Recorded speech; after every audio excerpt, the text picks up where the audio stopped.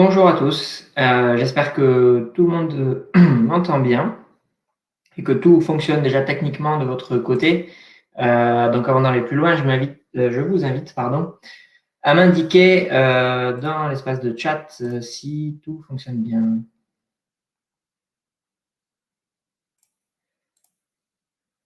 Super, ça a l'air de fonctionner. Parfait. Alors, moi un petit souci technique de mon côté. J'ai pas l'onglet questions. Qui s'est affiché. Bon, ben on va faire ça, c'est dommage parce que je fonctionne vraiment avec l'onglet questions habituellement. Mais on ne voit pas comment le rajouter. Ils ont dû changer des choses sur Livestorm, a priori. Bon, tant pis. Bon, du coup, si tout le monde entend bien, on va démarrer. Donc, bonjour à tous. Merci d'être là, nombreux. Donc, il y a encore du monde qui va se connecter. Ça va me laisser le temps de faire l'introduction, le temps que tout le monde nous rejoigne. Donc, comme je vous disais, bienvenue sur ce webinaire. Je me présente pour ceux qui ne me connaîtraient pas, Mathieu Chauveau. Je suis expert comptable et CEO de Ça compte pour moi, qui est un cabinet d'expertise comptable en ligne que je vais vous présenter juste après pour ceux qui ne connaîtraient pas, mais je sais que un certain nombre d'entre vous, et je vous remercie d'ailleurs, sont déjà clients chez nous. Ça se connecte, ça se connecte. Bon, du coup, n'hésitez pas à m'indiquer dans l'espace de chat si vous avez ici il y avait une problématique technique, pardon. Et du coup, ben, on va faire sans onglet questions, malheureusement, qui m'est cher habituellement.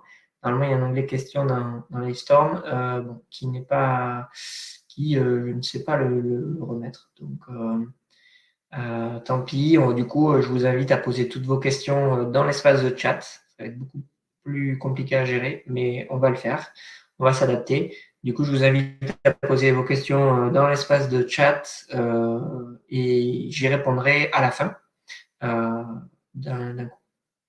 Oui, pas d'onglet questions, mais nulle part. Normalement, c'est sur la droite, à côté du chat. Et ça permet notamment de trier, de voter pour les questions, de vous montrer en direct à quelles questions je réponds, etc. Mais bon, on n'aura pas ça aujourd'hui, tant pis. Voilà, donc du coup, alors est-ce qu'on aura la présentation PDF? On pose déjà la question. Non, ça sera en fait, enfin vous aurez mieux que ça, il y aura le replay, vous aurez automatiquement tous, vous recevrez le replay à la fin du webinaire automatiquement. Voilà, donc je démarre, du coup sans plus attendre, du coup pour pas qu'on prenne trop de retard. Donc ça compte pour moi, déjà pour ceux qui ne connaîtraient pas dans un premier temps pour y revenir. Donc ça compte pour moi, c'est un cabinet d'expertise comptable en ligne qu'on a lancé il y a 5 ans, qui aujourd'hui embauche plus de 60 personnes. On est au service de plus de 3000 clients qui sont, pour notre plus grand bonheur, satisfaits, en tout cas vis-à-vis des notes que l'on a sur Google, que vous pouvez aller consulter. On est le premier cabinet aussi et seul d'expertise comptable en ligne qui est certifié ISO 9001. On y tient aussi. ISO 9001, c'est par rapport à la qualité des prestations que l'on délivre.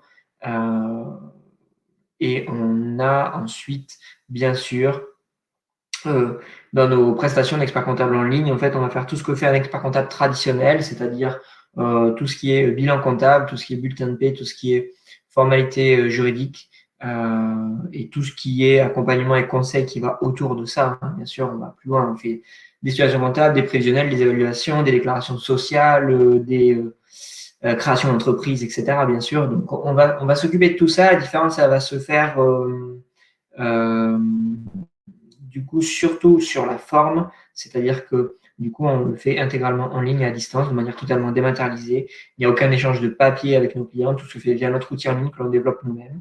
Et ensuite, on échange avec nos clients par visio, par mail, par chat, par téléphone, pour vous accompagner, ouais, vous donner le plus de conseils et d'aide possible au quotidien dans votre vie d'entrepreneur. Voilà. Donc, on essaye d'apporter un maximum de leur activité et du coup, un outil simple, intuitif qui est tout neuf, qu'on est en train de refaire. En tout cas, la version bêta est en cours et la version définitive sera en janvier.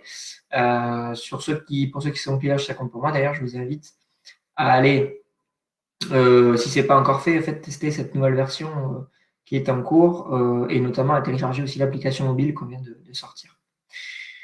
Voilà. Du coup, je commence sur notre sujet d'aujourd'hui et je vais pas aller sur la slide encore pour faire une petite introduction. Du coup, pour commencer sur ce sujet, et je vais revenir là pour l'introduire, ce sera mieux. Quel statut juridique pour l'entreprise qui nous intéresse aujourd'hui?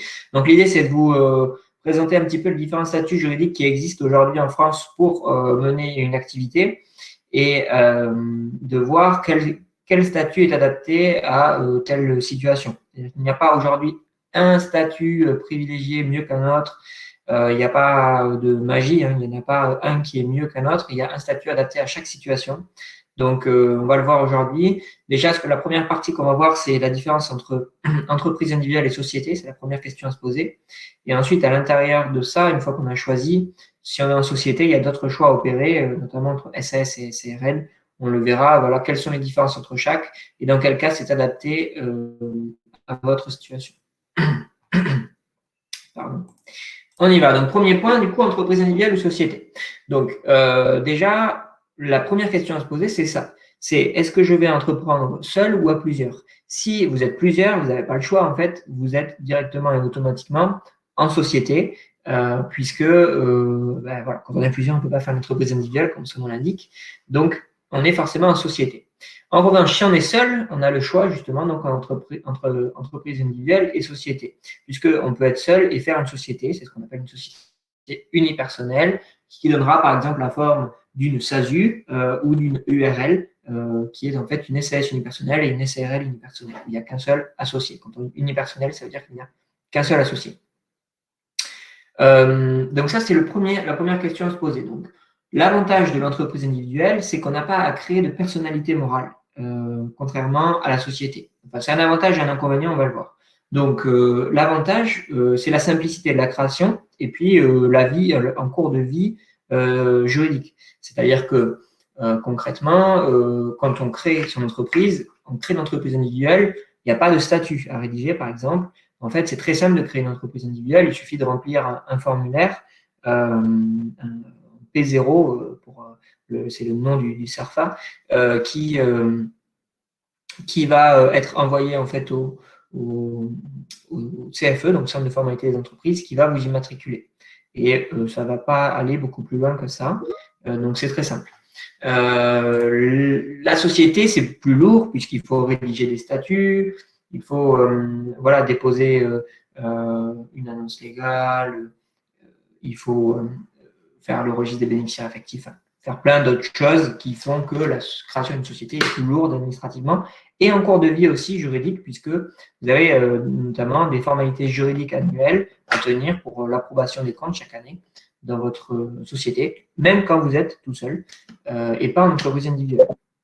Autre point aussi, c'est que dans la société, dès que vous voulez changer la moindre chose, il faut changer les statuts, peu importe d'ailleurs le statut juridique que vous avez choisi, si vous voulez changer d'adresse, d'objet social, de capital, enfin toutes les mentions qu'il y a dans les statuts, il faut faire changement de statut et donc ça implique une certaine lourdeur qui n'est pas dans l'entreprise individuelle, c'est beaucoup plus simple que ça puisqu'il n'y a pas de statut. Voilà. Donc ça, c'est une première différence. Donc c'est l'avantage d'avoir un faible coût de gestion puisqu'il n'y a pas tout cet aspect de création déjà et de gestion en cours de vie. On n'a pas voilà, l'approbation des comptes, etc. Et en société, le coût est plus important. Ensuite, par contre, l'inconvénient, entre guillemets, de la personnalité morale qui est absente dans l'entreprise individuelle et qui est présente dans la société, c'est quoi? C'est que quand je dis personne morale, pour revenir dessus, il faut, quand on parle de personne morale, en fait, nous tous, on est des personnes physiques. C'est-à-dire que on est des êtres humains, des personnes physiques. Et c'est quand une personne morale, la différence, c'est que ce n'est pas une personne physique, donc comme ça l'indique, mais elle a quand même la personnalité juridique, c'est-à-dire qu'elle existe en tant que telle, mais c'est une création, en tout cas, par des personnes physiques. Donc une société est une personne morale dans le sens où on crée une nouvelle entité qui va avoir sa propre existence et donc qui va avoir son propre patrimoine, ses propres dettes, sa propre capacité à contracter, à signer des contrats, etc. Alors que l'entreprise individuelle, il n'y a pas de personne morale, ça veut dire que vous entreprenez, vous, en votre nom. Donc, si moi, je crée une entreprise individuelle, Mathieu Chauveau, c'est moi, Mathieu Chauveau, qui vais avoir contracté des dettes, c'est moi qui vais signer des contrats, c'est moi qui vais être imposé sur ce résultat, etc. Puisque je n'aurais pas créé de personnel moral, en fait, mon entreprise individuelle, c'est confondu avec ma personnalité physique et donc mon patrimoine privé. Tandis que la société, en fait, moi, Mathieu Chauveau, je crée une société unipersonnelle, ben, je vais créer la SASU Mathieu Chauveau, par exemple, et là, c'est complètement différent, puisque la SASU, elle aura sa propre activité, elle aura son propre patrimoine, et moi, j'aurai le mien de mon côté. Voilà. Donc ça, c'est la vraie différence, et la différence, elle se traduit du coup sur la responsabilité, ce qu'on appelle la responsabilité, qui est illimitée dans un cas et limitée dans l'autre. C'est-à-dire que la responsabilité dans une entreprise individuelle, elle est illimitée dans le sens où les patrimoines sont confondus, et donc quand l'entreprise a des difficultés financières, votre patrimoine personnel est mise en cause, en tout cas est en jeu, puisque les deux sont confondus.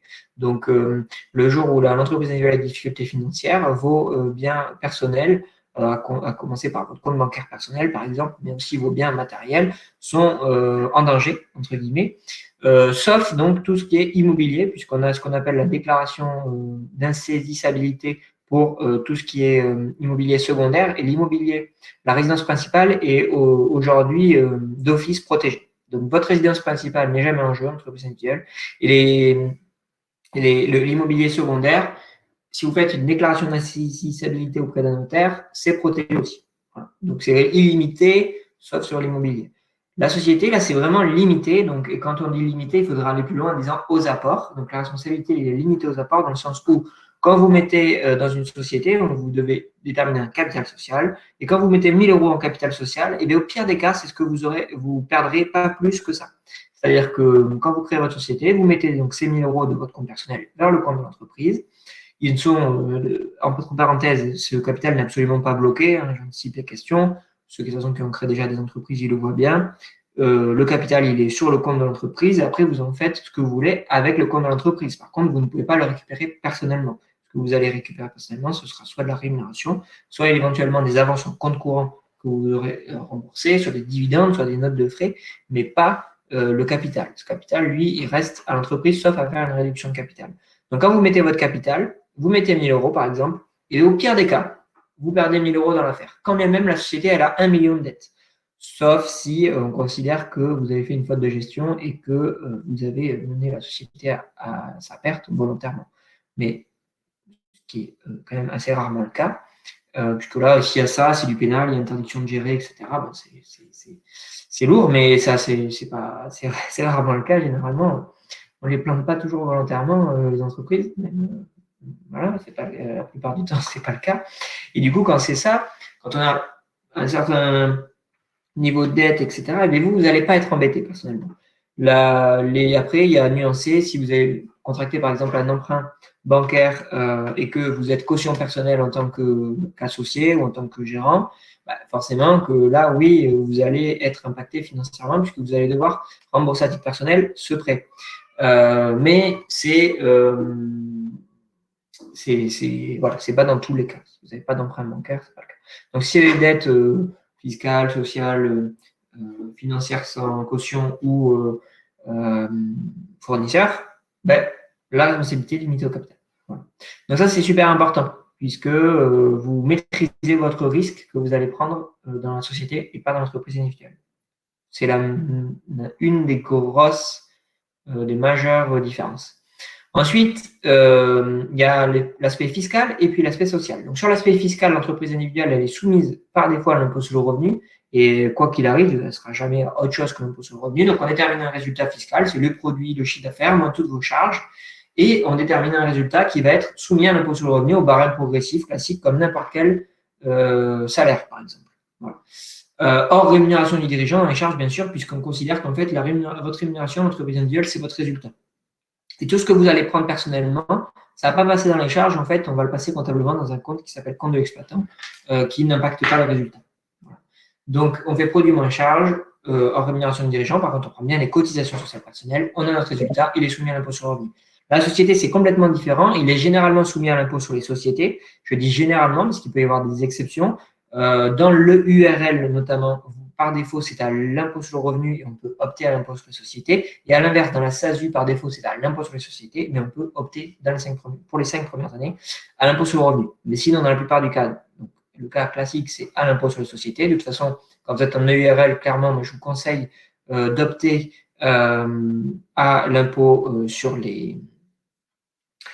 sur les sociétés si vous êtes en EURL, puisque en fait, on va le voir après, mais ça me permet d'être à l'impôt sur les sociétés, de pouvoir faire beaucoup plus d'arbitrage que quand on est en entreprise individuelle, puisque quand on est en entreprise individuelle, on subit son résultat. C'est produit moins charge et il n'y a aucun arbitrage à faire. C'est purement comptable du produit moins charge. Quand on est à l'impôt sur les sociétés, il y a clairement des arbitrages à faire sur la rémunération du dirigeant, sur l'arbitrage entre rémunération et dividende, sur quel niveau de rémunération, pour arbitrer entre la rémunération qui va être soumise à l'impôt sur le revenu, le résultat qui va être soumis à l'impôt sur les sociétés et les dividendes à un autre cas.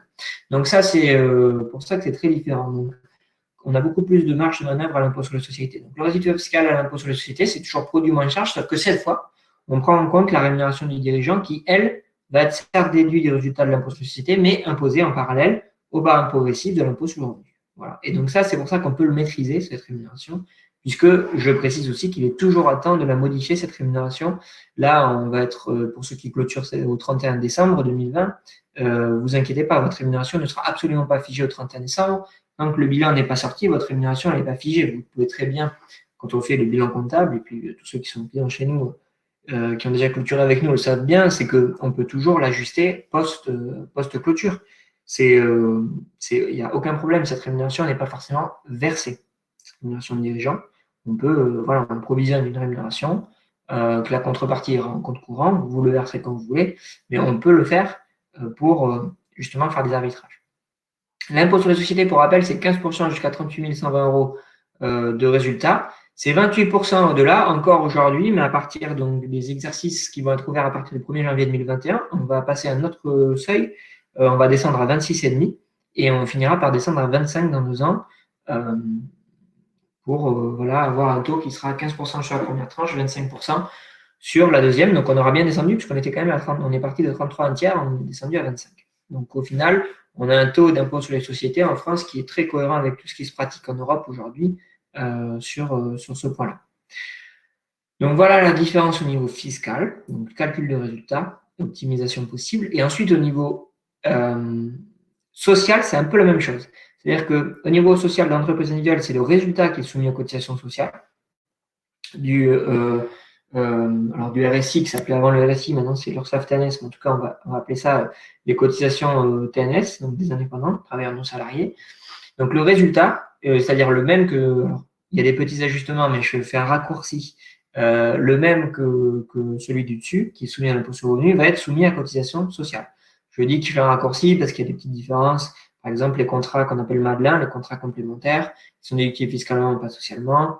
Il peut y avoir des petits écarts entre les deux, mais ça, c'est nous qui nous gérons, les experts comptables qui sont en charge de calculer tout ça, ne vous inquiétez pas. Mais sur le principe, c'est que c'est bien produit moins charge qui est soumis à cotisation sociale. Et là, encore une fois, il n'y a aucune maîtrise. Et il peut y avoir une certaine injustice, entre guillemets, puisque c'est pas parce que vous avez généré un résultat que vous l'avez pris en rémunération quand on est entreprise individuelle. Puisque vous l'avez bien compris, en tout cas si vous avez une entreprise, que votre résultat n'est pas égal à votre trésorerie, puisque vous avez des charges non décaissées, décaissables, et des produits pareils non encaissés ou encaissables.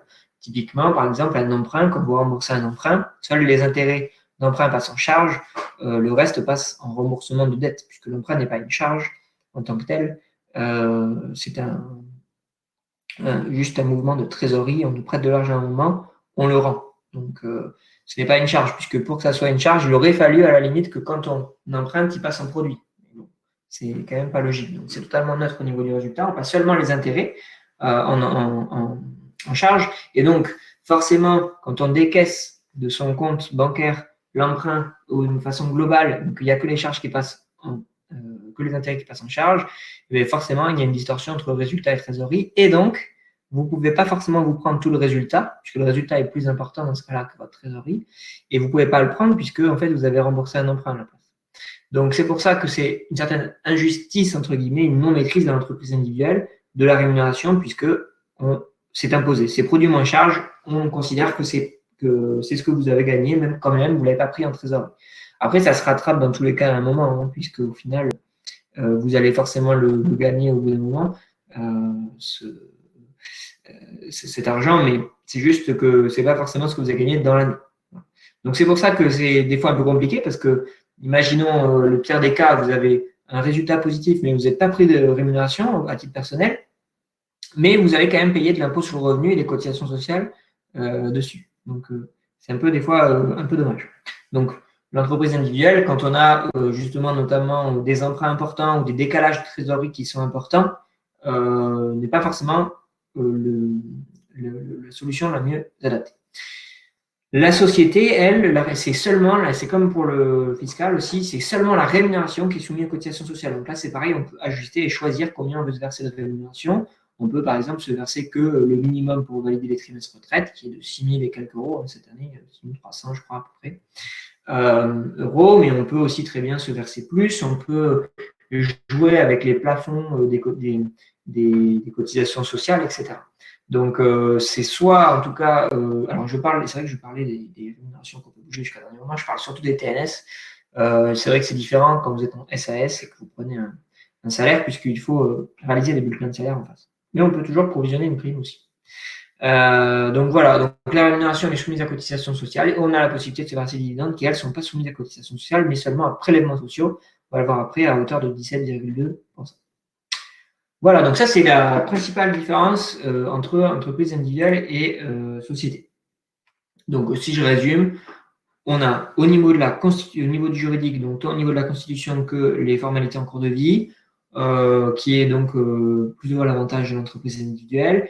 La responsabilité limitée dans la société est limitée à l'entreprise individuelle, donc là, c'est plutôt avantage à la société, mais ça peut être adapté à l'entreprise individuelle quand on sait qu'on n'aura pas de risque de faillite dans certaines activités où vous n'allez pas avoir de dette fournisseur, par d'emprunt, très peu de charges, c'est de la prestation de service et du coup, c'est parfaitement adapté.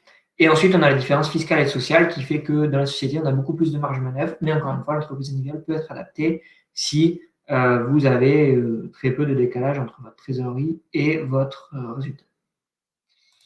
Donc, lequel est le plus avantageux, entreprise individuelle et société? Donc, ça va dépendre des situations de chacun, on l'a vu. Ça va aussi dépendre de la situation personnelle, puisque si vous avez aussi un montant personnel, enfin, au niveau de votre foyer fiscal, au niveau de l'impôt sur le revenu, ça va dépendre de où vous vous situez dans le barème progressif. Si vous êtes déjà dans un barème élevé, il faudra se poser la question peut-être de le faire différemment et par exemple, mais ce n'est pas forcément adapté à tout le monde, prendre une rémunération moindre, enfin faire une société, prendre une rémunération un peu plus faible pour ne pas trop prendre d'impôt sur le revenu et prendre des dividendes avec le mécanisme de la flat tax qui permet de ne pas grimper dans le barème du progressif de l'impôt sur le revenu. Voilà. C'est un exemple. C'est un exemple parce qu'en fait, ce n'est pas forcément adapté à tout le monde dans le sens où les dividendes ne permettent pas de cotiser à la sécurité sociale. Donc, ça va aussi dépendre de la volonté de chacun de cotiser ou non. Donc, ça dépend de ça dépend des particularités des chiffres d'entreprise, des empreintes de paiement, on en a parlé. Donc, la société, elle est plus juste, comme je disais, entre guillemets, au niveau du régime fiscal et social, puisqu'on maîtrise totalement la rémunération qu'on veut se verser, l'impôt sur le revenu et les cotisations sociales, ils sont payés sur un revenu qui est réellement perçu, en tout cas qu'on a choisi. Et la société, elle permet aussi de multiplier les pistes d'optimisation de la rémunération, on en a parlé, puisque dans l'entreprise individuelle, il n'y a aucune optimisation, en fait. On prend notre résultat et il est imposé, point barre. Dans la société, on peut faire du mix entre rémunération, dividendes, on peut arbitrer entre du revenu qui est TNS ou salarié, des intérêts de compte courant, un peu de refacturation de loyer, un peu d'ICA. Alors, la refacturation de loyer ICA, on peut le faire aussi dans l'entreprise individuelle, hein. Mais c'est juste que pour montrer que dans la société, il y a plein de possibilités de rémunération du dirigeant. Donc, ça va dépendre vraiment de chacun des cas. Typiquement, par exemple, il y en a beaucoup, ceux qui se mettent à l'entreprise individuelle, et c'est historique, c'est tout ce qui est profession médicale, donc qui sont en BNC, bénéfices non commerciaux. Et pourquoi c'est adapté? Parce qu'en fait, typiquement, ils ont très peu de décalage, voire pas de décalage entre trésorerie et résultat. Ils encaissent leurs clients de suite, ils n'ont pas de charges, rarement des emprunts, et puis voilà, et pas d'enjeu par rapport à la responsabilité. Voilà, pas de dette importante, etc. Et pas voilà, d'intérêt à faire une société, puisque c'est vrai que ce que je n'ai pas dit aussi dans la société, l'avantage, c'est que c'est le futur. Si vous envisagez de vous associer un jour, faites directement une société et pas une entreprise individuelle, puisque sinon, Si vous envisagez de vous associer, le jour où vous vous associez et que vous avez déjà une entreprise individuelle, vous avez deux possibilités. Non, en fait, si vous en avez quand même deux, mais c'est lesquels il faudra dans tous les cas créer une société déjà. Et ensuite, soit vous apporterez votre entreprise individuelle à la société, mais bon, il faut l'évaluer, il faut faire l'apport, il faut que l'autre associé soit d'accord sur la valorisation, etc. Soit vous le cédez, et là c'est pareil, de toute façon, il faut faire l'évaluation, il faut que l'autre associé soit d'accord. Et on est obligé de faire ça, vous ne pouvez pas. Pardon. Vous ne pouvez pas juste fermer l'entreprise individuelle et recréer une société, puisque sinon, l'administration fiscale ne sera pas d'accord pour dire que vous avez créé de la valeur dans l'entreprise individuelle et que vous avez passé cette valeur à une autre société sans passer par la case plus-value.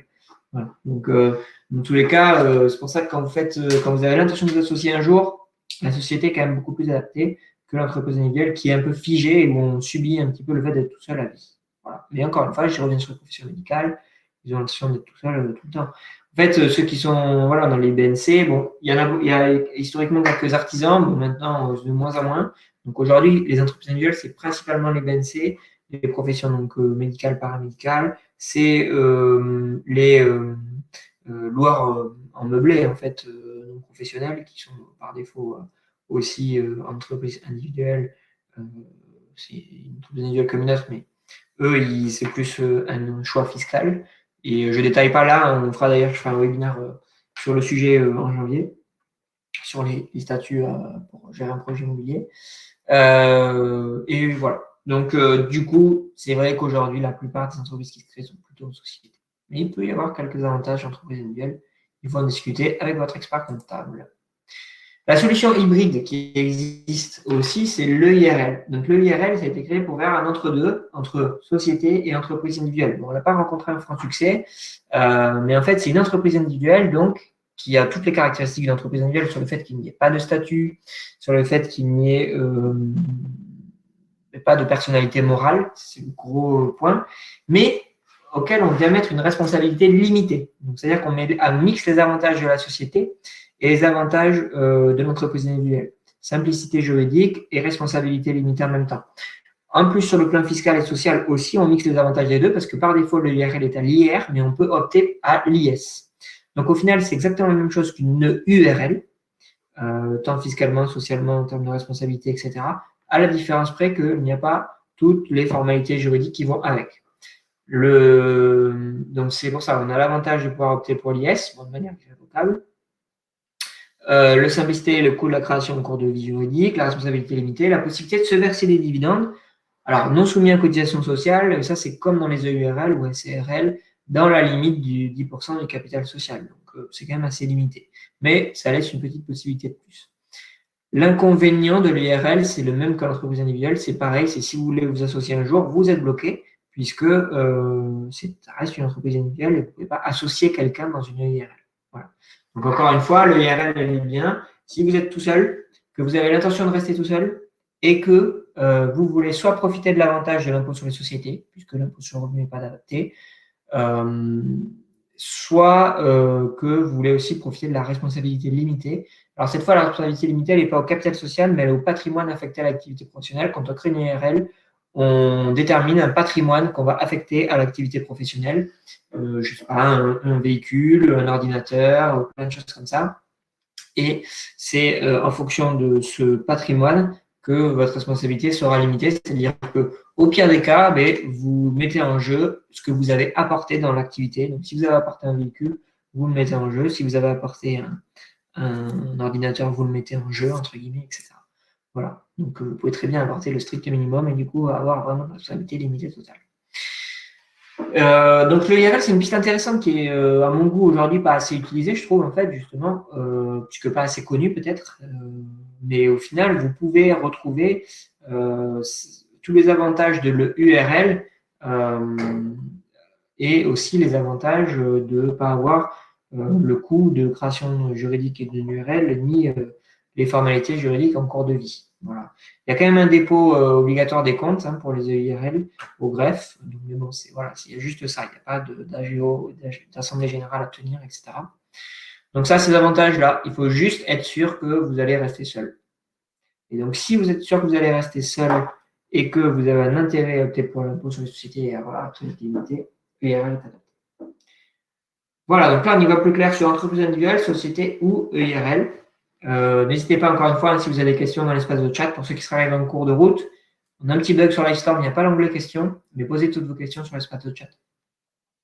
Je vais d'ailleurs peut-être en profiter pour répondre à quelques questions au passage. J'ai Émilie qui me dit à combien s'élèvent les coûts des SA. Alors peut-être que alors, si vous voulez compléter, Émilie, parce que du coup, les coûts des SA, ou alors c'est peut-être la fin de la phrase en dessous, il y a marqué statut, leur modification en greffe, mais si vous pouvez préciser un petit peu votre question sur ça, de quoi vous parlez. Ensuite, Laurent qui me dit que signifie société de fait ou Steph. Alors, ouais, ça c'est très particulier. Les sociétés de fait, là, on rentre vraiment dans de la particularité juridique très théorique.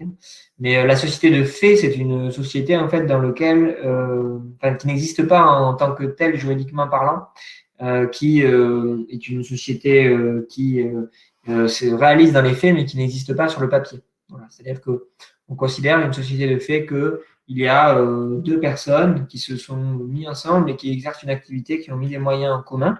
Donc, comme on le ferait des associés dans une société, sauf qu'ils n'ont pas créé de société pour ça.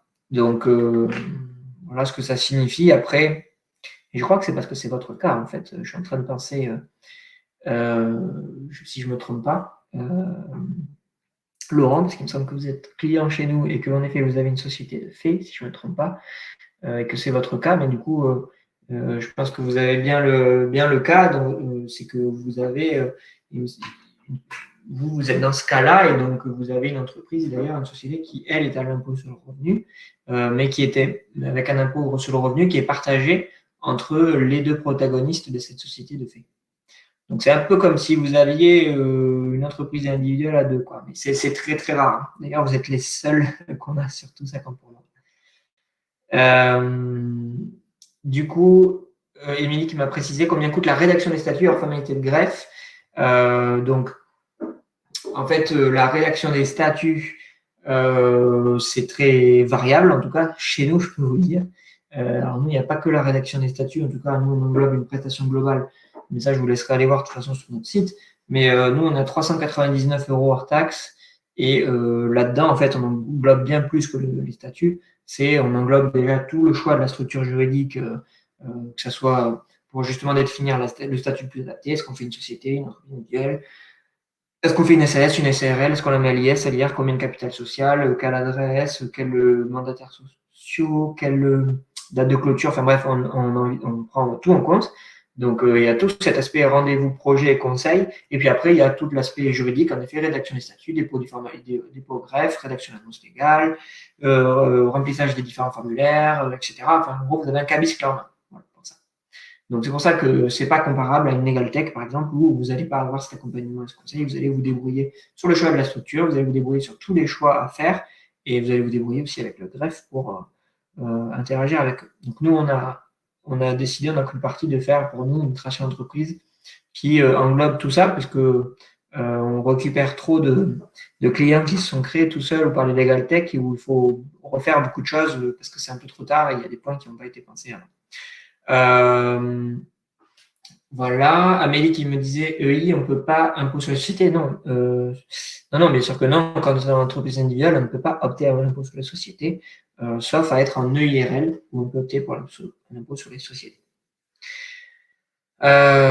Du coup, ouais, allez, je continue parce que je me suis lancé dans la question, j'aurais pas dû, mais il y en a plein qui se sont rajoutés du coup au fur et à mesure. Il me reste que deux. Quel statut devrait prendre un dentiste? Encore une fois, ça dépend vraiment des cas. Ça peut être un BNC, comme ça peut être, par exemple, une CELARL, en l'occurrence, puisque c'est Société d'exercice libéral à responsabilité limitée, pour si il y a plusieurs associés. Mais ça peut être très différent d'un cas à l'autre. Donc, je ne peux pas vous répondre comme ça. Il faut que je vous pose plus de questions. Donc, je vous invite encore une fois, soit à vous rapprocher de nous ou de notre expert comptable, en tout cas, pour répondre à toutes ces questions-là. et pour pouvoir vous aiguiller. Ensuite, j'ai SASU dirigeant salarié. Peut-on se verser des dividendes en fin d'année en plus du salaire mensuel? Oui, bien sûr. Moussine, vous pouvez vous verser des dividendes dans la mesure où le résultat, votre bénéfice le permet. On en parlera juste après, puisqu'après, on va venir sur la différence entre SARL et SAS. Et j'avais une dernière question de Thibaut. Pouvez-vous différencier le gérant de fait et le gérant de droit? Oui, là, c'est pareil. On est sur de la théorie. On est sur de la théorie juridique, mais bon, on peut y aller. C'est encore très rare, mais bon, généralement, le gérant de droit, c'est tout simplement celui qui est nommé dans les statuts, tandis que le gérant de fait, c'est quelqu'un qui va gérer l'entreprise au quotidien, mais qui n'est pas nommé en tant que tel. Bon, c'est assez dangereux de se retrouver dans des situations comme ça. Ce qu'il faut, c'est que le gérant, dans la réalité, soit le gérant de droit, puisqu'après, sinon, vous vous exposez quand même à des risques. Ça veut dire que le gérant de fait, en l'occurrence, prenne des responsabilités dont les associés ne l'ont pas, pour lesquelles les associés n'ont pas missionné. Voilà. Donc, voilà la principale différence entre les deux, mais on est vraiment sur quelque chose d'assez théorique et juridique. Du coup, j'enchaîne. Une fois qu'on a choisi entre entreprise individuelle ou société, et éventuellement URL, quand on a choisi société, et typiquement qu'on a dit qu'on était plusieurs, on n'a pas le choix de toute façon d'être en société, le principal choix qui s'opère en France, c'est le choix entre SARL et SAS. Donc, SARL, société à responsabilité limitée, SAS, société par action simplifiée, qui peut être EURL quand on est tout seul ou SASU quand on est tout seul également. Donc, la principale différence qui va résider entre ces deux sociétés, c'est le statut social du dirigeant. Puisqu'en fait, quand dans la SARL, on est TNS, on en a parlé tout à l'heure, donc travailleur non salarié, on est indépendant, c'est-à-dire qu'on va dépendre de la sécurité sociale des indépendants. Donc, soit on est dans une profession qui a une caisse spécifique, notamment les professions libérales, et donc on a une caisse de retraite plus l'URSSAF, soit on est dans tous les autres, donc on va dire ce qui est appelé artisan commerçant. Après, des fois, certains ne se considèrent pas forcément comme commerçants, mais le sont. En tout cas, quand on n'est pas profession libérale, on est soit artisan, soit commerçant, au sens de la sécurité sociale. Et donc, si vous êtes dans ce cas-là, là, vous avez juste l'URSSAF, en tout cas, et l'URSSAF TNS, duquel vous êtes redevable, qui a remplacé donc le RSI. Quand on est travailleur non salarié, on a l'avantage d'avoir un taux de cotisation assez faible, même si je sais que pour beaucoup d'entre vous, ça paraît élevé, mais en fait, c'est quand même au final faible en comparaison avec le coût d'un salarié ou en comparaison aussi avec d'ailleurs ce qui peut exister ailleurs, en tout cas à un niveau de protection sociale équivalent.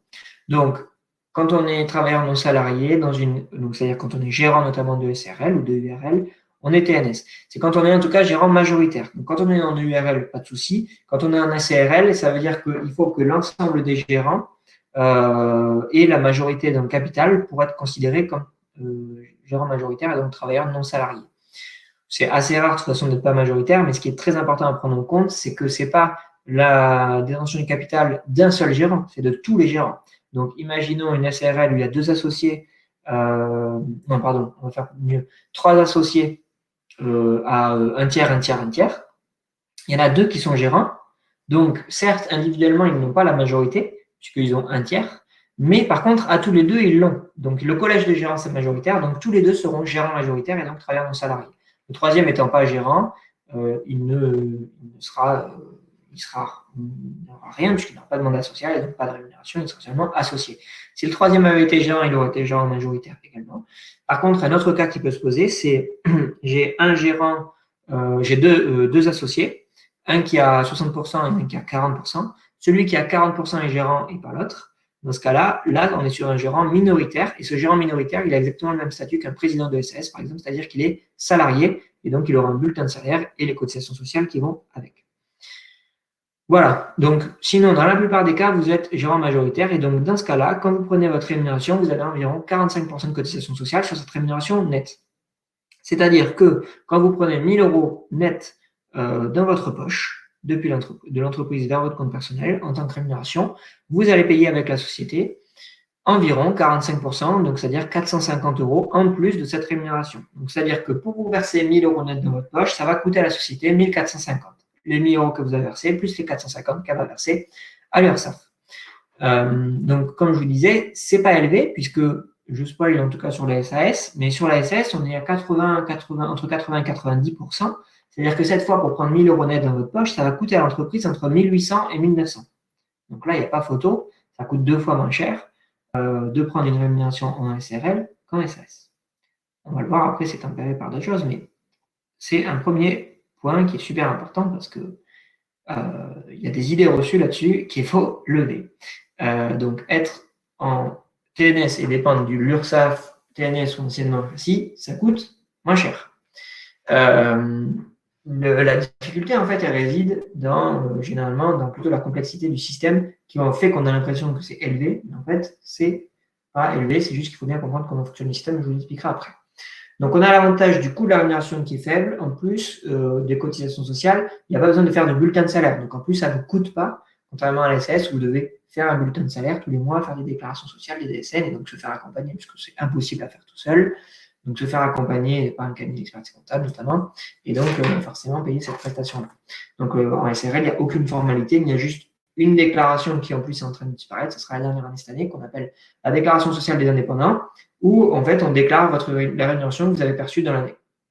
C'est pour ça que le système est un peu complexe, parce que en cours d'année, en fait, ils ne connaissent pas votre rémunération, donc vous prenez. Vous avez des appels qui sont calculés sur la dernière rémunération connue, donc potentiellement sur l'année précédente, et l'année N-1, et ensuite, du coup, en N+1, en mai, juin, généralement, on va déclarer la rémunération que vous avez perçue sur N. Et c'est à ce moment-là que ça va être régularisé en fonction des appels qu'on vous aura déjà appelés et des cotisations définitives. Vous avez à ce moment-là une régularisation plus un ajustement des appels en cours pour pouvoir se caler sur la rémunération de l'année précédente.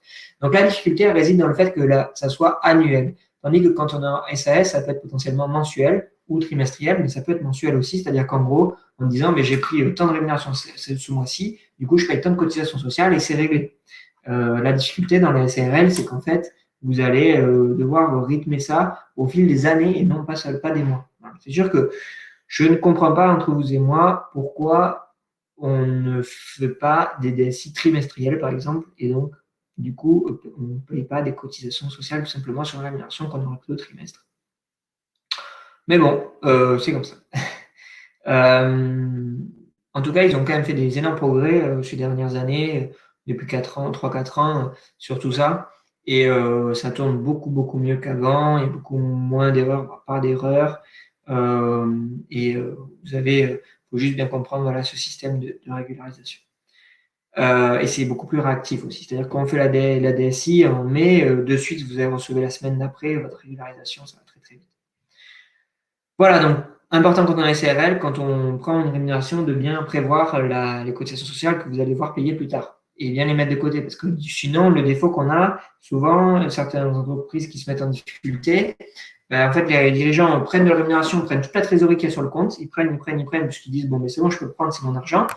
Et ils oublient qu'il fallait payer les cotisations sociales après. Et puis quand ils reçoivent la régularisation plus l'ajustement de l'appel, donc ça fait en gros payer 2 années d'un coup, quand on vient de créer la boîte, en deuxième année, on paye 2 années d'un coup, c'est-à-dire qu'on paye la régularisation de l'année, la première année où il y a eu des appels très faibles, et on paye en fait aussi la deuxième année plein pot en fonction de l'année précédente.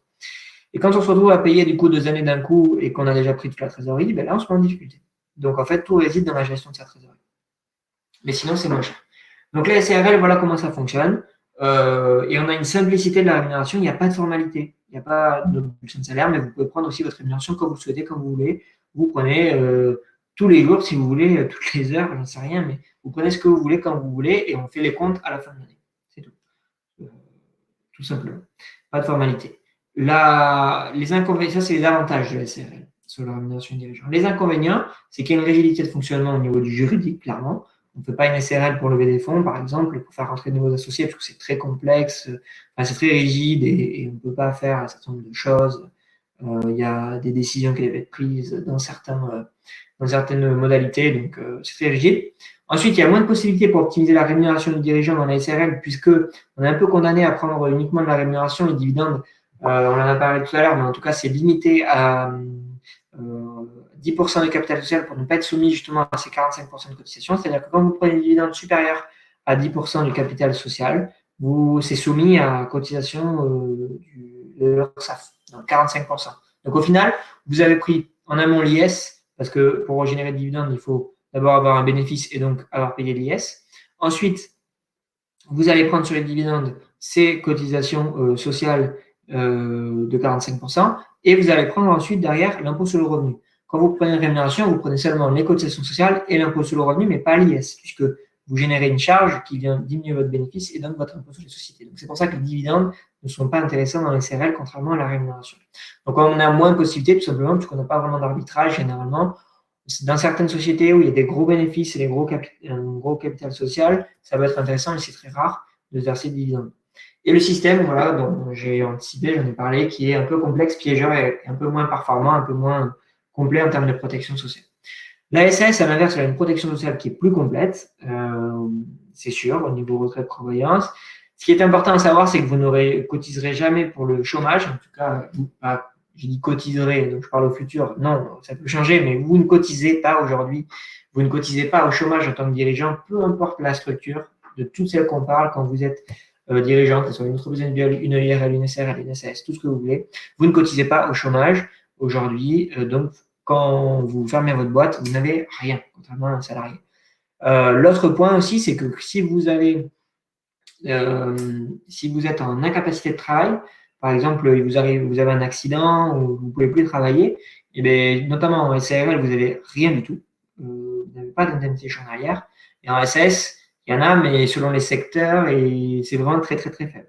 Donc, il faut prendre des complémentaires pour ça, notamment dans les SARL, pour compléter cette protection sociale avec ce que je disais tout à l'heure, les contrats Madelin, qui vous permettent notamment d'avoir des complémentaires pour la retraite, qui vous permet d'avoir une mutuelle et qui vous permet d'avoir des complémentaires pour la prévoyance, c'est-à-dire prévoyance, ça peut être invalidité, incapacité de travail, décès, etc., pour que vous soyez indemnisé, en tout cas, quand il vous arrive des accidents de la vie. Et ça vaut vraiment le coup, puisque le ROI est très fort, ça coûte vraiment pas cher, je trouve, en tout cas, notamment les prévoyances pour ceux que vous pouvez assurer. En fait, une prévoyance, par exemple, vous pouvez pour aller 50 € par mois en moyenne, assurer votre rémunération et faire en sorte que si vous êtes arrêté pendant 3 mois, pendant 3 mois, là, du coup, votre assureur va vous verser la rémunération que vous auriez normalement touchée. Donc ça, on se base généralement sur la moyenne des rémunérations des années précédentes, ça dépend des assureurs en tout cas.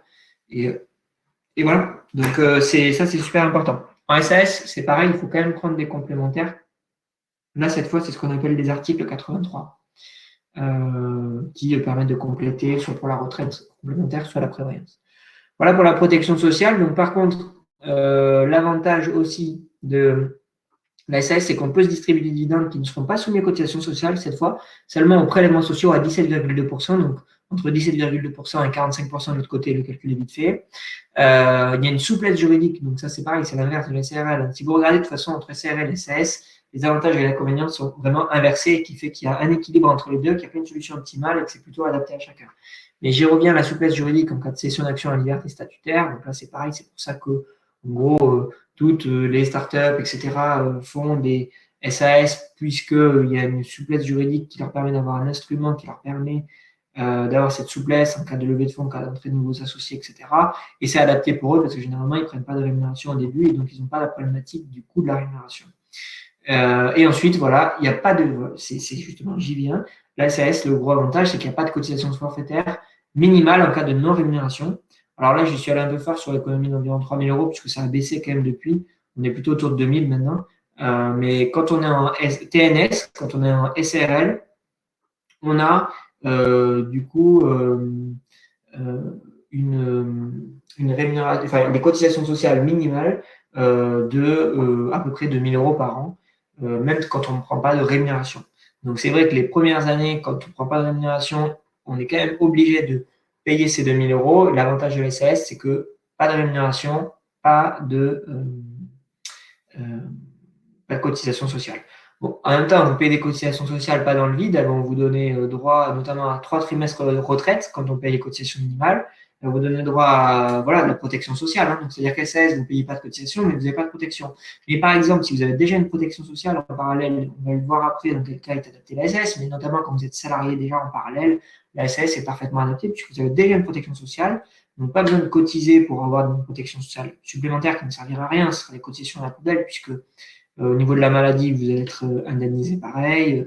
Vous cotisez un petit peu plus pour la retraite, mais c'est pas, voilà, c'est rien du tout. Par contre, si vous êtes déjà salarié en parallèle et que vous faites une SARL, même si vous ne prenez pas de rémunération, vous allez devoir payer des cotisations sociales qui seront poubelles aussi, comme je le disais, entre guillemets, plutôt une taxe qu'une cotisation, puisque vous n'allez rien avoir en face. Donc, quand je vous ai donné une réponse, mais si vous êtes déjà salarié en parallèle et que vous faites un side project, il faut mieux faire une SAS, ou en tout cas, quand vous n'avez pas l'intention de vous rémunérer à court terme, on va le voir après.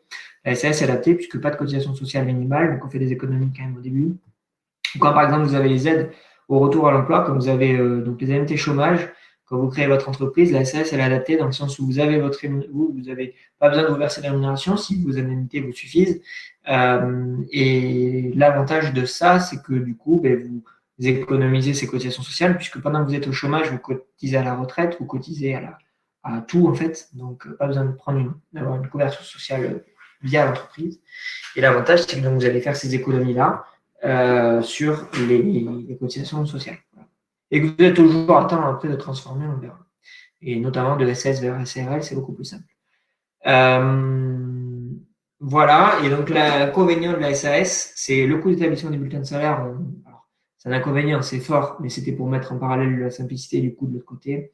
Et dans l'autre inconvénient, c'est le coût des cotisations sociales si on prend une rémunération.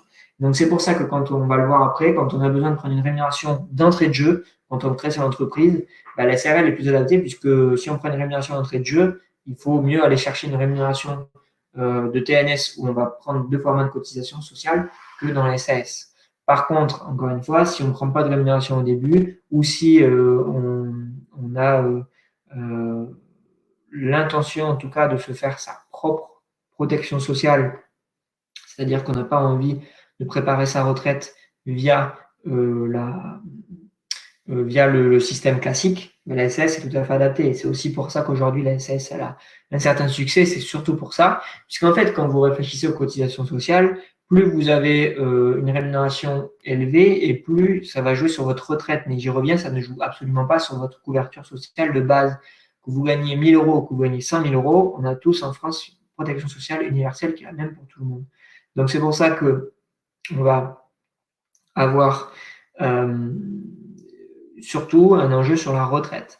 Et quand vous avez l'intention, en tout cas, de ne pas passer par le système classique pour préparer votre retraite et que vous avez l'envie de la préparer d'une autre manière, que ce soit via des placements, via de l'investissement dans l'immobilier, dans autre chose, la SAS est adaptée puisque vous allez pouvoir prendre éventuellement une rémunération minimum pour valider la protection sociale et même éventuellement les trimestres de retraite. C'est le cas notamment quand vous avez déjà quelques années derrière vous et que vous allez devoir juste valider les trimestres retraite. Là, c'est intéressant de le faire comme ça. Et je redis, c'est 6 300 euros le minimum par an de se verser pour pouvoir valider. Là, vous validez tout. Vous validez que 4 trimestres retraite. Par contre, c'est sûr que si on se verse 6 300 euros tous les ans pendant toute sa carrière, on a validé les trimestres à la fin, mais par contre, on aura une pension très faible puisqu'elle sera calculée sur ces 6 300 euros. Donc, il ne faut pas se verser ça pour préparer sa retraite, sauf si on a les 25 meilleures années derrière nous. Voilà. Si vous avez déjà les 25 meilleures années derrière vous et qu'il ne vous reste plus qu'à cotiser les trimestres et à attendre l'âge de départ à la retraite, là, c'est intéressant. Donc, quelle société choisir entre les deux? Pas de solution optimale, j'y reviens. Mais soit la SAS, l'avantage, c'est que si vous voulez une structure qui est évolutive au niveau du capital, on l'a dit, parce qu'il y a cette liberté statutaire. Ensuite, vous avez un dirigeant qui est salarié en parallèle. Donc, si par exemple, je vous l'ai dit, vous êtes salarié en parallèle et vous avez cette activité en plus, là, la SAS est adaptée puisque vous n'allez pas surpayer, vous n'allez pas payer des cotisations sociales 2 fois et vous vous rémunérerez via les dividendes où vous aurez qui seront moins imposés. Si vous avez les aides de retour à l'emploi, c'est pareil. Ou si vous avez de l'épargne, en tout cas, ou d'autres sources de revenus, évidemment, l'épargne, c'est peut-être un peu réducteur, mais en tout cas, d'autres sources de revenus en général, la SAS est adaptée. La SARL, c'est quand vous avez besoin d'une rémunération immédiate et que vous n'avez pas d'évolution juridique envisagée. Donc, typiquement, vous lancez un business où vous n'avez pas d'aide de retour à l'emploi, etc. Vous avez besoin de vous rémunérer pour vivre dès le premier mois et vous savez que de toute façon, vous allez l'avoir parce que, je ne sais pas, c'est une profession, en tout cas un projet où notamment par exemple de la prestation de service ou du médical, on en parlait tout à l'heure, ou je ne sais pas quoi, vous savez que vous allez avoir du chiffre d'affaires dès le début, vous allez pouvoir vous rémunérer, la CRL est plus adaptée. Après, vous êtes toujours atteint, et c'est très classique, ça se fait beaucoup de plus en plus, et nous, le conseil, c'est vraiment, en tout cas, pour avoir fait tous les calculs, une solution qui est très optimale, c'est de commencer par une SAS, notamment quand vous avez les aides au retour à l'emploi, ou quand vous êtes par exemple salarié encore en parallèle et que vous voulez lancer le projet et attendre de voir si vous lancez à plein temps dedans. Vous lancez une SAS, du coup comme ça vous avez l'avantage de ne pas payer de cotisation sociale puisque vous ne vous rémunérez pas, vous avez vos revenus en parallèle. Vous attendez de voir si ça prend, et le jour où ça a bien pris, que vous êtes en mesure de vous rémunérer et que par exemple, imaginons vous quittez votre job salarié et que vous consacrez à ça et que vous allez prendre du coup une rémunération là-dessus, vous pouvez transformer en SARL et passer sur un système SARL qui vous coûtera moins cher en cotisation sociale. Autre possibilité, vous avez les aides au retour à l'emploi, beaucoup plus classiques. Les indemnités chômage, pendant les 2 ans que vous avez les indemnités chômage SAS, vous liez avec vos indemnités chômage, et le jour où vous n'avez plus ces indemnités chômage, que vous avez besoin de prendre une rémunération, déjà pendant ces 2 ans, vous allez potentiellement cumuler du bénéfice que vous allez pouvoir vous distribuer en dividendes pour maximiser l'intérêt fiscal. Et une fois que vous avez pris ces dividendes, soit en fait, vous avez 2 possibilités. Soit vous basculez en CRL parce que vous voulez vous verser une rémunération régulière et surtout que vous voulez vous faire une retraite via votre rémunération. Soit vous restez en SAS et vous prenez une rémunération minimum, comme on a dit tout à l'heure, pour valider les protections sociales et trimestre retraite. Et vous versez le reste en dividende pour vous préparer votre retraite autrement et avoir l'avantage fiscal des dividendes. Bon, après, voilà, c'est vraiment, c'est devenu maintenant un intérêt très psychologique en fait de choisir entre les deux, de plutôt savoir comment on veut préparer sa retraite, si on veut faire confiance au système entre guillemets ou si on veut se préparer sa retraite de son côté. Voilà, c'est vraiment ça en fait le choix qui s'opère aujourd'hui, en tout cas à terme quand on veut se verser une rémunération régulière. Voilà aujourd'hui en tout cas ce qui se fait entre les deux. Voilà pour SAS et CRL. Je passe aux questions du coup. Là, on a fait le tour. Maintenant, je pense que j'espère que vous y voyez clair, en tout cas sur le choix, sur les différents statuts juridiques qui s'offrent à vous. Je vous résume juste avant de répondre aux questions. Soit vous avez entreprise individuelle, soit vous avez EIRL, et soit vous avez SAS, soit vous avez SARL, qui peuvent être SASU ou EURL. Voilà. Donc en gros, vous avez un peu toutes ces possibilités-là. Encore une fois, là, je ne sais pas, ça a peut-être répondu à un certain nombre de questions à certains d'entre vous, en tout cas pour trancher ou changer de statut. Mais le mieux, encore une fois, c'est d'en discuter. D'en discuter. Donc pour ceux qui sont déjà clients chez nous, en tout cas, qui se poseraient des questions, posez les questions tout simplement aux collaborateurs qui vous accompagnent, qui saura vous aiguiller là-dessus, dans tous les cas, et on pourra, en fait, en tout cas, voilà, réfléchir au sujet. Pour les autres, si vous avez un expert comptable, demandez-lui. Sinon, si ce n'est pas le cas, venez nous demander à nous. Et ça nous permet d'avoir une réponse personnalisée, puisque tous les cas sont vraiment très différents. Mais vous avez quand même, je vous ai donné un certain nombre de cas très classiques, notamment quand on a des aides au retour à l'emploi, quand on est salarié en parallèle, qui vous permettent de vous retrouver dans une case ou dans une autre. Voilà. Du coup, dans les questions, Dominique, dans une URL, une personne, quelle est la différence entre rémunération du gérant et dividende? Alors, je pense que j'ai répondu entre-temps à la question, puisque dans une URL, donc, soit vous avez rémunération du gérant qui est donc soumis à l'impôt sur le revenu et soumis aux cotisations sociales à hauteur de 45% environ, on l'a vu, alors que les dividendes, ils sont alors soumis pareil à impôt sur le revenu et à cotisation sociale. La différence, c'est que entre les deux, c'est que les dividendes, ce n'est pas déductible du résultat, et donc ça va vous générer indirectement de l'impôt sur les sociétés. Parce que dans la rémunération, elle, est déductible du résultat. Les dividendes, c'est de la distribution du résultat. Donc, par définition, ce n'est pas déductible et donc ça génère de l'impôt sur les sociétés. Voilà pourquoi les dividendes n'est pas moins intéressant que la rémunération dans le URL. C'est quoi les dividendes? Dominique, toujours, qui me dit c'est quoi les dividendes pour une SAS? Je pense que j'ai répondu aussi à la question. En tout cas, je vous redis, les dividendes Pour une SAS, c'est la distribution du bénéfice de la même manière, à la différence que là, on va pouvoir donc avoir des prélèvements sociaux à hauteur de 17,2%. Et ensuite, au niveau de l'impôt sur le revenu, aussi l'avantage des dividendes, c'est que soit vous avez par défaut le barème progressif de l'impôt sur le revenu avec un abattement de 40%, contrairement à la rémunération. Donc, on a quand même cet abattement de 40% qui est justement fait pour compenser la double imposition, impôt sur les sociétés, impôt sur le revenu. Ou, encore mieux, souvent, vous avez l'option flat tax, ou prélèvement forfaitaire unique, qui est en fait une option où en fait, on paye 30% pour prélèvements sociaux plus impôt sur le revenu. Et en fait, ces 30%, ça se décompose entre 17,2% de prélèvements sociaux et 12,8% d'impôt sur le revenu. Donc la flat tax est intéressante quand vous avez un taux marginal d'impôt sur le revenu supérieur à 12,8%, puisque ça vous permet de plafonner votre imposition et de ne pas monter dans le barème progressif. C'est aussi pour ça que des fois, c'est intéressant de se verser des dividendes quand on a déjà un taux d'imposition dans le foyer très important et d'opter éventuellement pour la SAS. Voilà, c'est pour ça que je vous dis, il y a beaucoup de questions différentes et de cas particuliers.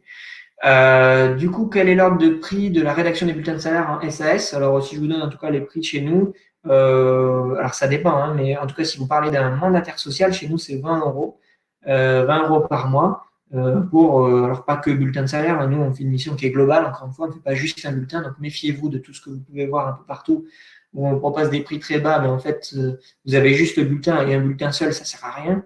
Un bulletin, c'est pas ce qui prend du temps et ce qui est complexe. Enfin, si c'est complexe à faire, il faut un logiciel bien paramétré, mais en tout cas, ce qui est important derrière, c'est plutôt les déclarations sociales qui vont avec, donc les DSN, les paiements des cotisations sociales et tout ça, et vérifier que tout est en ordre. Donc, en tout cas, voilà, nous, c'est 20 euros par mois pour les présidents, en tout cas, et quand c'est des salariés, c'est un peu plus complexe que les mandataires sociaux. Ça dépend des secteurs d'activité, mais bon, ça va osciller autour de 24 euros par mois. Voilà, et donc par bulletin, puisque vous pouvez aussi vous prendre qu'un seul bulletin par an, si vous le souhaitez. Ensuite, Michael, quelles sont les conditions pour rémunérer le directeur en tant que salarié classique et non dirigeant, pour avoir des cotisations plus réduites? Alors, du coup, en tout cas, si j'imagine que des cotisations plus réduites, vous parlez de la réduction Fillon, notamment auquel les dirigeants n'ont pas droit, en tout cas en tant que dirigeant de SAS. C'est-à-dire que quand vous êtes dirigeant de SAS, vous n'avez pas le droit à cotiser le chômage et vous n'avez pas le droit à un certain nombre de réductions, notamment la réduction Fillon. On part du principe que vous avez cette réduction-là quand vous pouvez cotiser au chômage, quand il n'y a pas de lien de subordination entre donc le salarié en question et le dirigeant effectif de l'entreprise. Donc, si le directeur général, j'imagine, il est dirigeant, ça sera impossible de faire ça, puisqu'il n'y aura pas de lien de subordination. En revanche, il peut être considéré comme salarié classique, et encore, il faut faire une enquête auprès de l'URSSAF. Donc, il faut diligenter cette enquête, demandant à l'URSSAF si on peut avoir ces conditions-là, quand il y a un travail effectif technique, c'est-à-dire que vous avez, en plus de son travail de dirigeant, il y a vraiment un travail purement technique qui n'est pas son travail de dirigeant qui est rémunéré. Et si c'est ça et toutes les conditions sont réunies, c'est très rare, vous pouvez le faire. Voilà. Mais le mieux, de toute façon, c'est de faire une enquête auprès de l'URSSAF pour savoir si vous y avez droit dans tous les cas. C'est un prérequis. Ensuite, Dominique qui nous dit aussi pourquoi 85% de cotisation en SAS. Tout simplement, en fait, c'est comme ça. C'est le bulletin de salaire qui fait qu'en fait, vous avez ce montant de cotisation. Alors, si vous voulez le détail du calcul, tout simplement, si vous prenez un salaire de 2000 euros brut, donc sur ces 2000 euros bruts, vous allez avoir à peu près 45% de cotisation sociale patronale. Donc, je fais 2000 fois 1,45, j'arrive à 2900. D'accord? Donc, ça, 2900, c'est le coût pour l'entreprise. L'entreprise, elle va payer le salaire brut plus les cotisations patronales. Après, elle le décompose salaire net plus cotisation salaire net aux salariés, cotisation salariale et patronale auprès des caisses sociales. Et donc, elle va bien décaisser 2900. Ces 2900 qu'elle va décaisser, du coup, ça c'est le coût pour l'entreprise. Et ensuite, pour arriver à ces 85%, il faut faire la différence avec ce que vous allez toucher en salaire net. Et donc, sur un salaire brut de 2000 euros, si je multiplie par à peu près 77% pour arriver sur un salaire net, c'est-à-dire enlever des cotisations salariales qui sont déduites entre le brut et le net, entre le haut du bulletin et le bas du bulletin, ça arrive à 1500 euros. Donc, et si je fais la différence entre donc 2900 coût pour la boîte, 1500 euros net dans votre poche, 2900, je fais le calcul en direct avec ma calculatrice. 2900 moins 1500, je ne fais pas de ce calcul de tête. Ça fait 1400 euros. 1400 euros, ça c'est donc la différence entre le coût pour l'entreprise dans votre poche, c'est-à-dire les cotisations sociales. Et ces 1400, si je divise 1400 par 1500, j'arrive même à 90%. Vous voyez, donc, tout à l'heure, je disais 85, mais c'est pour ça, ça dépend des taux de cotisation. Je suis allé à 45%, ça peut être un peu moins des fois. Donc, c'est pour ça que vous voyez, ça peut monter même à 90%. Voilà comment je fais le calcul. J'espère que tout le monde l'avait compris. Si vous ne l'avez pas compris, vous me le dites, mais bon, soit ce n'est pas complexe à calculer. Et c'est pour ça que c'est ce qu'il faut comparer, c'est le taux de cotisation par rapport au salaire net, puisque quand on est travailleur non salarié, on compare un taux de cotisation payé sur un salaire net, puisqu'on se verse son salaire net, il n'y a pas de notion de brut. Donc, en fait, c'est un peu comme si vous pouvez comparer qu'en gros, c'est comme si quand vous êtes salarié, donc en SAS, vous avez les cotisations salariales qui viennent en plus, puisque en fait, vous pouvez dire les cotisations patronales, c'est 45%, c'est-à-dire exactement comme la rémunération en TNS. Par contre, il y a des cotisations salariales qui viennent en plus. En fait, c'est la même chose que quand vous payez un salarié. Quand vous avez un salarié, entre le brut et le net, vous multipliez par 2 en gros. Donc là, c'est à peu près pareil. Donc quand vous multipliez par 2, ça revient à dire 100%. Mais on est un peu en dessous de 100%. On arrondit. Une idée du coup pour transformer de SAS en CRL? Oui, c'est une très bonne question, Kevin. En fait, du coup, justement, le vrai avantage de transformer de SAS en SARL, c'est qu'on n'a pas obligatoire, c'est obligatoire d'avoir un commissaire à la transformation. Donc, contrairement à l'inverse, de passer de SARL en SAS. Donc, quand on passe de SAS en SARL, on n'a pas de commissaire à transformation, ce qui réduit considérablement le coût. Le commissaire à transformation, c'est un commissaire au compte qui est nommé pour la mission. Donc, vous avez en fait changement de statut plus les frais annexes.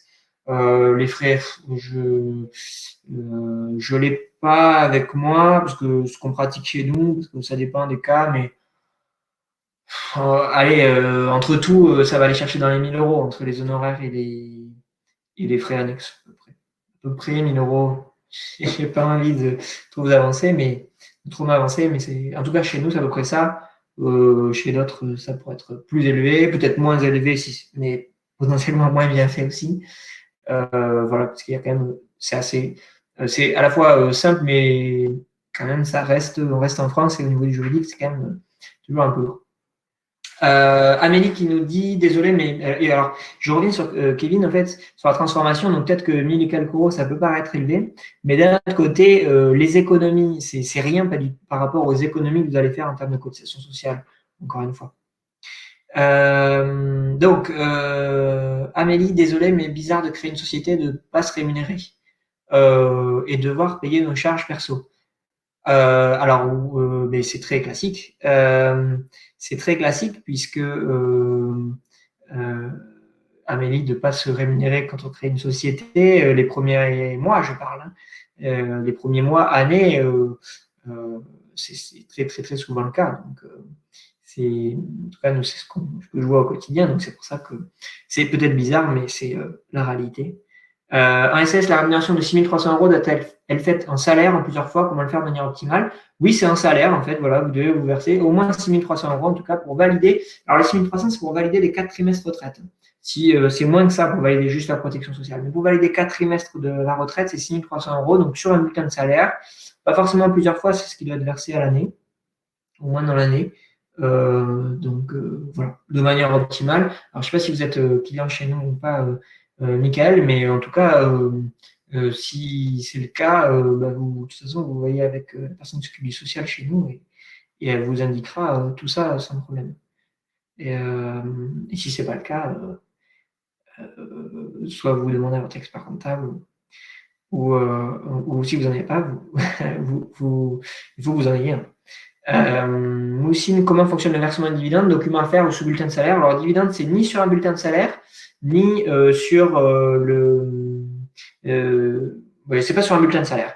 Les dividendes, en fait, c'est à l'occasion de l'Assemblée générale ordinaire qu'on décide, en fait, les dividendes qui sont versés. Ce qui est très, très important, et j'insiste là-dessus, les dividendes, ça ne peut pas être versé par anticipation. En tout cas, sauf exception, il faut nommer un commissaire aux comptes qui va valider des acomptes sur dividendes. Mais sinon, ce n'est pas versé par anticipation les dividendes, c'est-à-dire que du coup, les dividendes, il faut attendre d'avoir généré son résultat et de faire son assemblée générale pour décider de la distribution de ce dividende. Donc déjà, le premier des documents, c'est de faire l'assemblée générale et de décider de la distribution de dividendes. Une fois qu'on a décidé cette distribution de dividendes, on peut se les verser, effectivement. Attention ensuite, parce que le prélèvement, il se fait à la source au niveau du dividende dans l'entreprise. C'est-à-dire que quand vous allez vous verser 100 000 euros de dividendes, si vous optez pour la flat tax, enfin même de toute façon, même si vous n'optez pas, au final, il y a toujours 30% qui sont prélevés par défaut. Vous pouvez descendre à 17,2 en demandant à être exonéré de la partie impôt sur le revenu. C'est que, enfin, d'acompte, prélèvement à la source sur la partie impôt sur le revenu. Mais sinon, par défaut, c'est 30%. C'est-à-dire que quand vous allez vouloir vous verser 100 000 euros de dividendes, en fait, effectivement, vous allez vous verser que 70 000 puisqu'il va y avoir 30 000 de retenue à la source qui vont être payés par l'entreprise. Donc, faites attention à ça.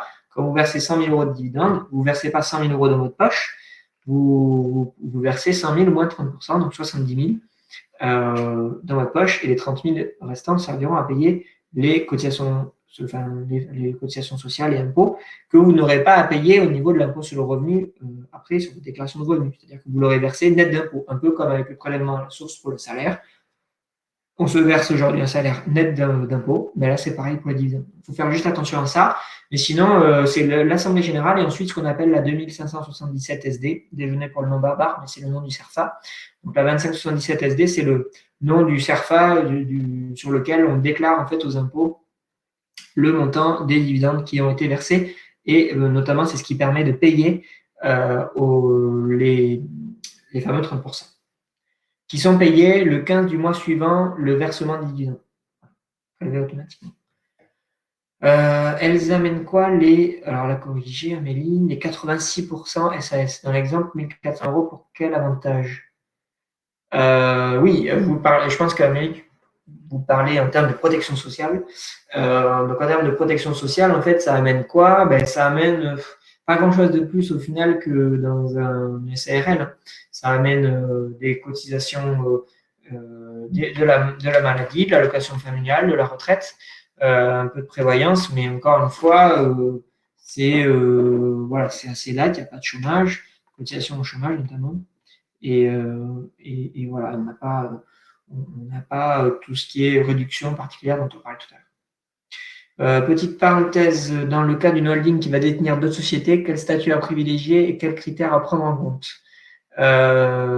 Alors, la holding, ça va être la vraie question à se poser dans la holding, c'est de savoir si on crée une société commerciale ou une société civile. Je ne vais pas parler des sociétés civiles aujourd'hui, puisque ce n'est pas trop l'objet. L'objet, c'était plutôt de parler quand on a une activité commerciale. Mais les sociétés civiles, donc SC, société civile, c'est un vrai enjeu quand on crée une holding, puisque il peut y avoir un intérêt en tout cas à créer une holding. Bon, ça va. Là, je ne peux pas vous répondre à ça. Encore une fois, il me faut beaucoup plus d'infos que ça. Il me faut faire une réponse personnalisée. Mais quand on crée une holding, ça va dépendre de quoi ça va cette holding. Est-ce qu'elle va être active? Est-ce que vous allez prendre votre rémunération dans la holding? Est-ce qu'elle va être facturée? Est-ce qu'elle va avoir vocation seulement à distribuer des dividendes, etc. Typiquement, si le but de la holding, c'est dans la holding, vous allez vous rémunérer de manière régulière, au final, c'est la même question à se poser que pour SARL, SAS, et souvent on est sur une SARL où on se prend une rémunération globale. Mais il faut voir quel est l'intérêt de cette holding déjà en parallèle. Il peut y avoir l'intérêt d'une société civile dans certains cas. Bon, là, c'est beaucoup plus complexe, donc il vous faut une réponse personnalisée. Encore une fois, j'y reviens, si vous êtes client chez nous, n'hésitez pas à nous demander on fera un rendez-vous sur le sujet, mais demandez à votre expert comptable. Quid de la micro-entreprise? Pour commencer, on parle d'emploi salarié. C'est une très bonne question que je n'ai pas abordée, en effet, Gaëtan, sur la micro-entreprise. Donc, parce que j'ai parlé, en fait, de la micro-entreprise, donc c'est une entreprise individuelle, tout simplement. Ensuite, l'entreprise individuelle, la différence, donc c'est soit on est au micro et donc dans ce cas-là, on n'a pas besoin de tenir la comptabilité et on impose notre chiffre d'affaires à un certain taux, soit on est au réel et on fait, ce qu'on a dit tout à l'heure, produit moins charge et on est imposé à l'impôt sur le revenu et aux cotisations sociales. Alors, l'inconvénient qu'il peut y avoir de la micro, c'est qu'en fait, c'est aussi, encore une fois, très injuste, entre guillemets, dans le sens où vous allez payer des cotisations sociales et de l'impôt sur le revenu basé sur votre chiffre d'affaires et donc sans prendre en compte votre niveau de charge. Donc, ça veut dire que du coup, ça peut être injuste si vous avez un niveau de charge qui est plus élevé que les abattements forfaitaires. Au-delà de ça, vous n'avez aucune possibilité d'optimisation, par exemple au niveau des indemnités kilométriques, au niveau de la refacturation d'un loyer, etc. Donc, moi, le plus simple, ce que je vous invite à faire, et là, je vais en faire partager tout le monde, ce n'était pas prévu, mais je me chauffe sur le sujet, je ne sais pas si on peut le faire dans Google Drive, je vais le tenter. Non, je ne veux pas le faire ici. Ce que je veux faire, c'est que, en fait, on a fait un simulateur pour arbitrer entre micro et réel. Je regarde. Non, je ne peux pas joindre un chapitre Dropbox ou puis un Google Drive. Okay. Ce que je vais faire, en fait, alors Gaëtan, je vous invite à aller voir sur mon. À m'envoyer un message sur LinkedIn pour me demander ce simulateur micro-réel si ça vous intéresse et je vous l'envoie. Et d'ailleurs, tous ceux que ça intéresse, envoyez-moi un message sur LinkedIn. Vous allez me trouver facilement, Mathieu Chauveau. Et vous m'envoyez un message sur LinkedIn et je vous l'enverrai. Le simulateur micro-réel, c'est un simulateur où vous rentrez votre chiffre d'affaires, vos charges, etc. Et ça vous dit si le plus intéressant, c'est d'être au micro ou au réel. Donc déjà, ça vous fait cet arbitrage-là. Et ensuite, si vous êtes il faut mieux être au réel. Après, il faut arbitrer entre entreprises et les sociétés, mais c'est un deuxième niveau de décision. Voilà. Donc, je vous invite à faire ça. Manuel qui me demande s'il y aura un replay. Bien sûr, comme toujours, il y a un replay. Vous allez le recevoir automatiquement dans l'après-midi. Il sera sur YouTube aussi, d'ailleurs. N'hésitez pas, si je vous invite aussi à aller, je vais vous mettre le lien là, cette fois, à aller visiter notre page YouTube où il y a énormément de vidéos et de contenu et on met tout le replay aussi. Je vous le mets le lien dans les commentaires. C'est le lien. Voilà, n'hésitez pas à vous abonner à la chaîne, comme ça aussi vous aurez des notifications à chaque fois qu'il y a une nouvelle vidéo de contenu. Et notamment, il y a tous les replays de tous les webinaires qu'on met dessus. Voilà, donc Moussine qui me dit donc les dividendes ne génèrent pas d'impôt sur le revenu. Alors, si, ils génèrent de l'impôt sur le revenu. C'est juste que c'est pas forcément, si on a opté en tout cas pour la flat tax, ils ne génèrent pas de l'impôt sur le revenu au niveau de la déclaration de revenus à proprement parler. Puisque si on a déjà payé en tout cas le prélèvement à la source et qu'on opte pour la flat tax, on ne payera rien de plus. Par contre, on est toujours à temps d'opter pour le barème progressif, c'est-à-dire que si on a eu les 30% de prélevés et qu'au moment où on fait la déclaration de revenus, on se rend compte que c'est plus intéressant pour nous d'être au barème progressif plutôt qu'à la flat tax, ça peut arriver, et bien on opte pour le barème progressif. En fait, du coup, ensuite, les impôts vont déduire comme si vous aviez versé un acompte au niveau donc, des 12,8% en l'occurrence que vous avez versé au moment du versement de dividendes. Et éventuellement, en fait, ils vont vous rembourser la différence. Enfin, en tout cas, ils vont le déduire de votre impôt total à payer. Donc, si les dividendes génèrent de l'impôt sur le revenu, c'est juste qu'ils ne sont pas forcément imposés sur la déclaration de revenus. C'est prélevé à la source.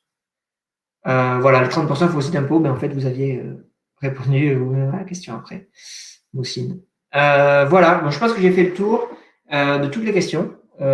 N'hésitez pas s'il y a des choses qui ne sont pas claires encore pour vous, mais pour moi, on a fait le tour. Donc, vous allez recevoir le replay. N'hésitez pas à aller voir donc, sur notre chaîne YouTube, à me suivre sur LinkedIn aussi. Je partage aussi très régulièrement du contenu. M'envoyer des messages si vous avez d'autres questions, si vous voulez le simulateur. On ne fait pas notre simulateur, on a un simulateur aussi, notamment pour choix de la SCI entre impôt sur le revenu et impôt sur les sociétés. Je vous disais tout à l'heure, on prépare une nouvelle série après le webinaire c'est le dernier aujourd'hui de 2020. Malheureusement, mais bon, en même temps, la fin de l'année est très proche. Donc, c'est le dernier de l'année 2020. L'année prochaine, donc là, on va préparer une nouvelle série avec plein de nouveaux thèmes. On prépare un webinaire qui va être vraiment génial sur le choix du statut quand on veut lancer un projet immobilier, choisir entre LMNP, SCI, SRL de famille, LMP, revenu foncier, si la SCI elle est à l'IR, à l'IS, etc. Donc ça, c'est des enjeux très importants. Donc ça, on va le préparer. On va faire aussi des choses sur quelles sont les charges déductibles de mon entreprise, voilà, comment fonctionne la TVA, comment fonctionnent les holdings aussi, d'ailleurs, on en a parlé un petit peu tout à l'heure. Donc n'hésitez pas aussi, pareil, si vous avez des idées de thèmes, envoyez-moi un message sur LinkedIn et puis on verra quelles sont les thématiques qu'on peut aborder. Si vous avez le malheur de ne pas être encore allé sur notre site ça-compte-pour-moi.fr, je vous invite à y faire un tour. Vous aurez aussi notamment plein d'infos, de conseils dans notre blog. Je vous mets un petit lien directement aussi pour aller plus vite ici. Vers notre blog, où vous retrouvez sur le blog plein d'articles et des liens vers éventuellement certaines vidéos YouTube. Il y a des articles qui sont doublés de vidéos YouTube et qui sont aussi doublés de podcasts. En fait, on a un podcast sur Spotify, par exemple, vous pouvez le retrouver, qui s'appelle Entrepreneur Connecté aussi. Et sur ce podcast, vous pouvez retrouver en fait des vidéos courtes de 5-10 minutes sur des thématiques diverses et variées qui concernent la gestion de votre entreprise. Voilà, du coup, pour plus, vous allez recevoir le replay dans l'après-midi. Et puis, voilà, pour plus d'infos, encore une fois, n'hésitez pas à nous suivre et à consulter tous les webinars qu'on va remettre en ligne d'ici janvier. Je les communiquerai de toute façon, encore une fois, comme d'habitude sur LinkedIn. Donc, si vous me suivez sur LinkedIn, vous les aurez. Vous ne pourrez pas le laisser passer. Voilà. Merci à tous pour votre participation. J'espère que c'était clair, vous avoir éclairé sur le sujet, répondu à vos questions. Et puis, je vous dis du coup à bientôt. Et puis, du coup, si on ne se revoit pas, bonne fin d'année, bonne fête de fin d'année, même si elles seront particulières cette année. Et bonne fin d'après-midi à très court terme. Merci à tous, au revoir.